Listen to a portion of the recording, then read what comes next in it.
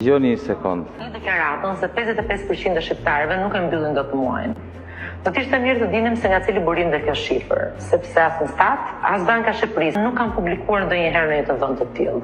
Qeveria akoma nuk ka kuptuar që në Shqipëri një pjesë e mirë e popullsisë janë të varfër. Ministri habitet dhe me talje dhe me arrogancë thot, ku i keni gjetur ju këta 55% që e konsiderojnë veten të varfër në Shqipëri? Se Instati nuk i gjen, thot, as Banka e Shqipërisë nuk i gjen. Por në fakt nuk janë të dhënat të shpikura. Këto janë të dhënat e Eurostatit për 2024-ën, ku thot 55% e shqiptarëve kanë vështirësi ose shumë vështirësi të mbyllin muajin dhe e konsiderojnë veten të varfër.